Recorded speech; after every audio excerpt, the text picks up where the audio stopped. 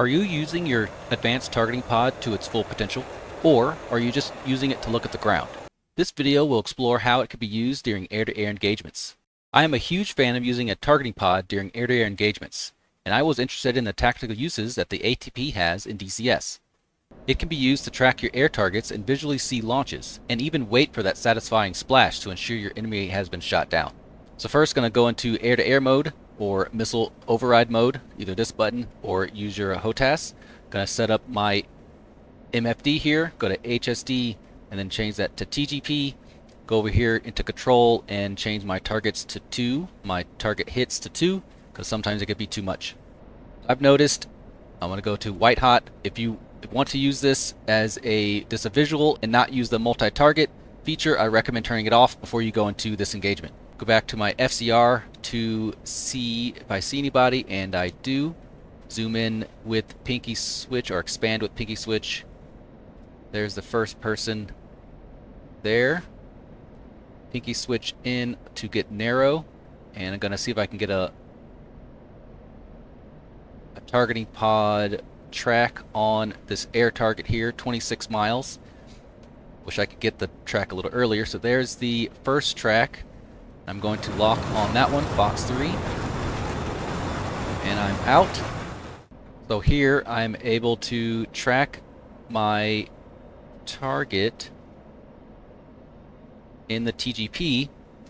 Usually you can see launches and see if they're turning or not, and you can always lose lock, so when you're behind, you could still track them. You see the target is moving around, definitely doing some maneuvers here,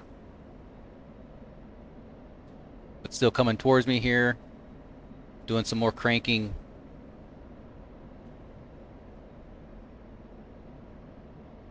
Seems like my missile didn't like that. I don't see a countdown anymore. Oh, there's a splash. So there's a splash on there. Going to unlock the targeting pod and going to go back on the other person. So there's that guy back on the targeting pod. Oh, there's a launch of that person. I'm going to go here. Lock him up, hopefully, maybe. Nope, no lock. Gonna defend.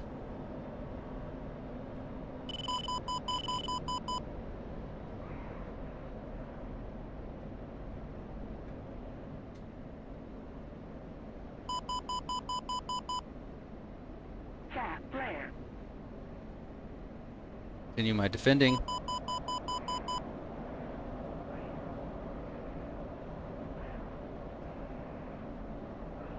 Altitude. Defeated the missile, and I see a splash up there.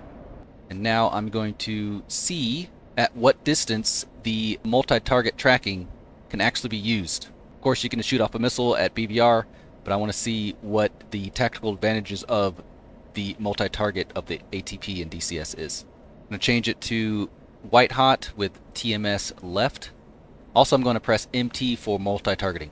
So I have a track of the target out there. So I'm going to see if I can track them at a distance. Right now I'm 44 miles out. Doesn't seem like I can get a track yet.